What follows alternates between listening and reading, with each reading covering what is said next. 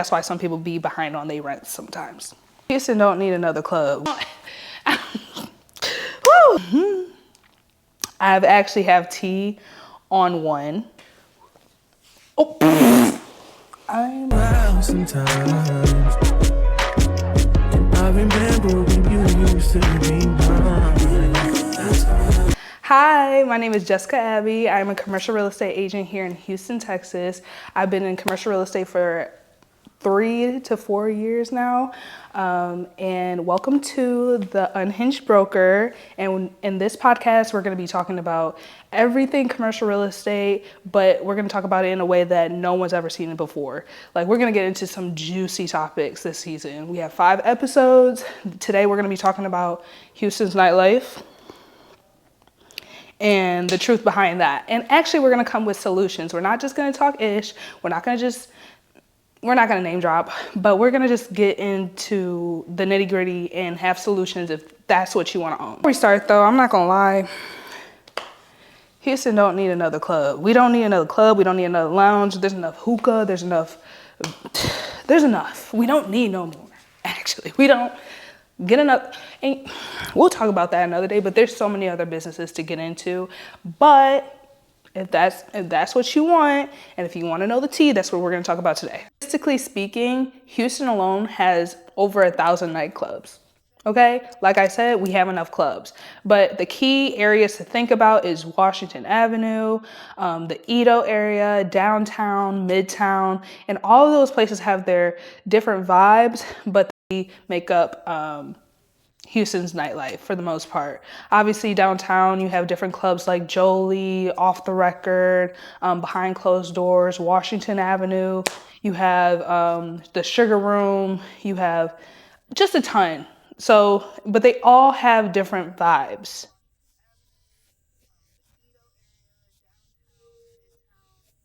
Even though I told you there's enough clubs in Houston, right now the trend of the type of clubs that are opening are speakeasies. I think those are actually great concepts. It allows for something different.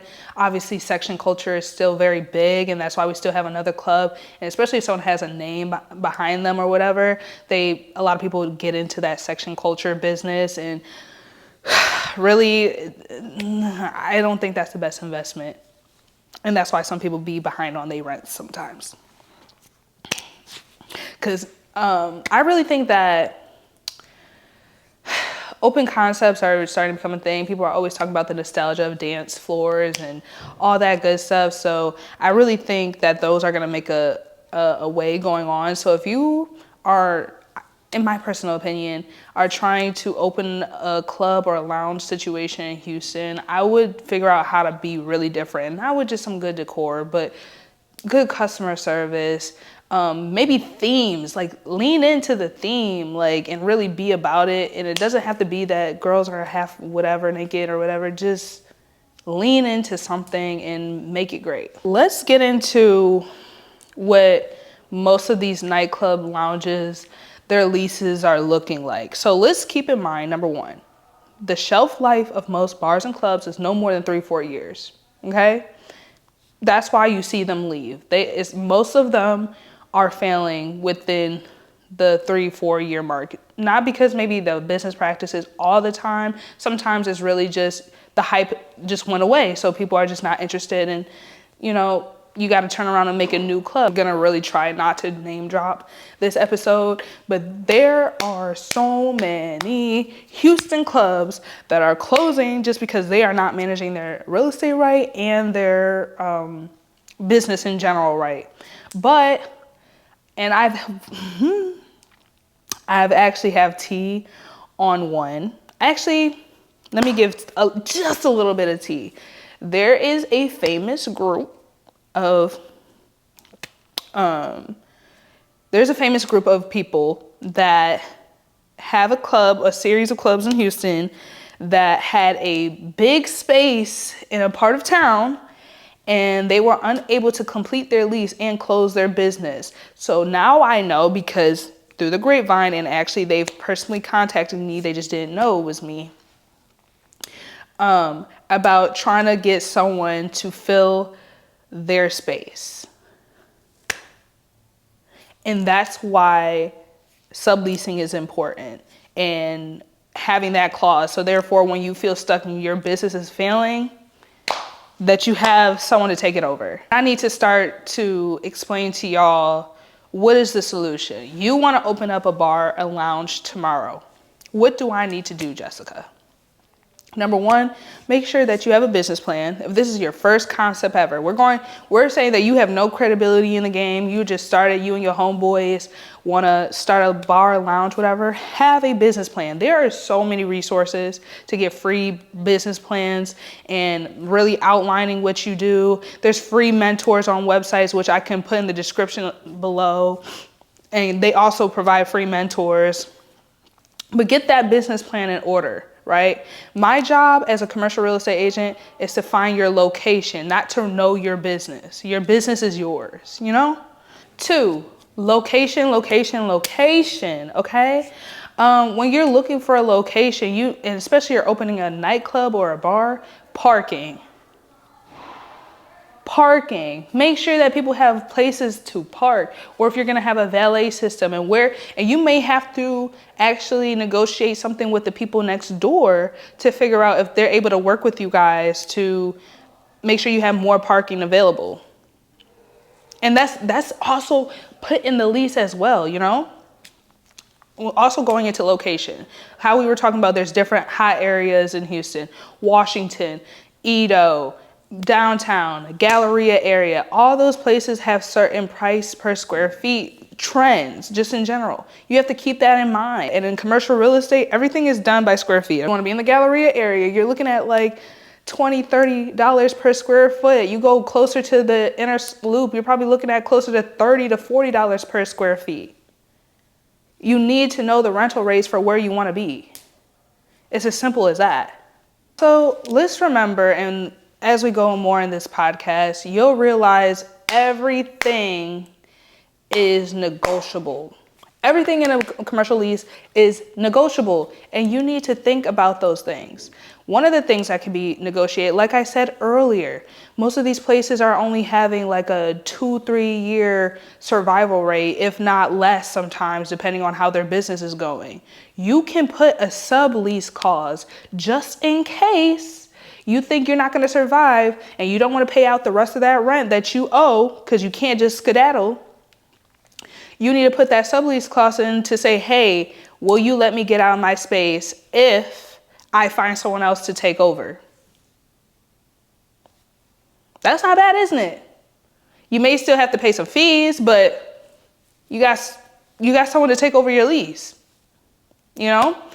Also, another one to think about is the exclusive clause, like making sure that no one else in the plaza is doing what you're doing. And that can be done with any type of concept. Just put it in there that, hey, we want to be the only nightclub or lounge in here in this plaza because that's going to drive away our business if somebody else has the same thing as us. Now, sometimes with nightclubs and other clubs, sometimes they want to be next to each other, like how in Midtown, people like the walkability of being able to go to this bar, this bar, this bar. So that's another thing. Lastly, this is something that a lot of people just don't know in general. People always talk about how expensive it is to build out a space, all this construction, all this stuff that you got to put together, but you can literally get your build out paid for now, and that's called tenant improvement allowance. Now, it's not free money, it's a reimbursement, okay? But do you know how many business owners I've heard say, oh, I came out of pocket this much, and you could have had that paid for, or you could have got your money back? That needs to be in your lease, and that's just bare minimum, okay? And that's going into a whole nother topic. I said lastly, but I lied, okay? Because I'm thinking about more things. I'm thinking about more things the more I talk. And another thing that needs to be negotiated, and like I said, I could really talk about this for a whole hour or two, but I'm trying to get to the point. But another thing that can be negotiated is abated rent. Abated rent is free rent, okay? And most landlords, if you're in a sophisticated plaza, there's A class, B class, C class plaza. But if you're in a sophisticated plaza, you can negotiate at least 3 months of free rent. So while you're trying to get those permits, licenses that you need to have, that you're not paying rent up front. And that just goes back into your business in general. You're getting close because you're like, oh, we need to get open. We posted that we get in this grand opening. We're doing this, we're doing that. And your licenses are not in order. And then you're like, oh, like we got haters. Everyone just don't want to see us win. Just make sure you're working with a commercial real estate agent, an actual commercial real estate agent, not your homie that does, or your girl that does residential and they say they do everything. That's a lie. Making sure that you're actually working with a commercial real estate agent that is negotiating your lease and fighting for you to have abated rent so that you're able to open your doors and not be in debt already. Simple as that. Period. Kind of all over the place with this topic because I could really just go on what I feel. But sometimes even their businesses fail after the transaction because just because you got the real estate, the permits and the licenses that you need to make sure that you're able to operate. Sometimes people try to skip the step and just get the doors open but actually everything always ties back to real estate. So I'm lying. So, and this is something that you can negotiate in your lease to make sure that you're able to open your doors in a right amount of time, but we'll get there. But we're going to talk about why they end up closing. If you don't have your liquor license, your occupancy, all that good stuff. And that is required. I don't know why people think you can skip steps. That's why, especially a lot of people who work in the nightlife, they got all these haters, they got all these people watching them. And you don't think people gonna check if you on here. And if you're not, they're gonna be like, hey, so-and-so doesn't have this licenses and this and whatever.